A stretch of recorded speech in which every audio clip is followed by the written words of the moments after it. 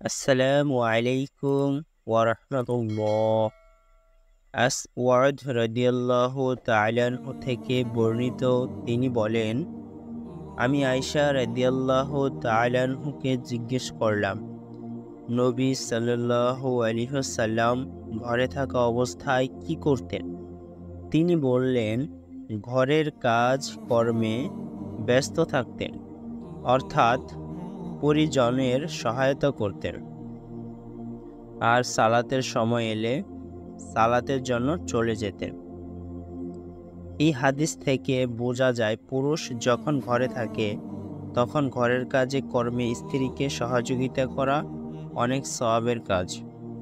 আর এই সহযোগিতা যদি কেউ মায়ের কাজে কর্মে করে তবে তো আরও অনেক বেশি সওয়াবের কাজ।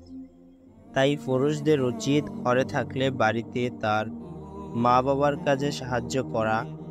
আমরা অনেকেই আছি বাড়ির কাজে সাহায্য করি না, বেশ করে যারা বিবাহিত তারা বাড়িতে থাকলে তার স্ত্রীর কাজে সাহায্য না করে ঝগড়া করে। কিন্তু আমাদের উচিত বাড়ির সবার সাথে ভালো ব্যবহার করা এবং খারাপ আচরণ না করা। আমরা সকল পুরুষরা সবসময় বাসায় আসলে ঠান্ডা মেজাজে থাকার চেষ্টা করব, কারণ আমরা বাহিরে যাই করি না কেন বাড়ি এসে বাড়ির সবার সাথে নরম ব্যবহার করব। বাড়ির শান্তি মানেই সব শান্তি, পরিবারের হাসি খুশি মানেই সব সুন্দর।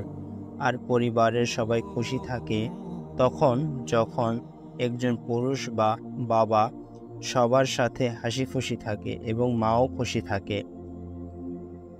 এজন্য উচিত আমাদের কর্মের থেকে ফিরে এসে যখন বাসায় আসব তখন পরিবারের সাথে ভালো ব্যবহার করব এবং নম্র আচরণ করব। আমরা সব সময় চেষ্টা করব কোরআনের বিধান অনুযায়ী আমাদের জীবনকে চালানো এবং আল্লাহ তাআলার আদেশ এবং নির্দেশ মেনে চলব।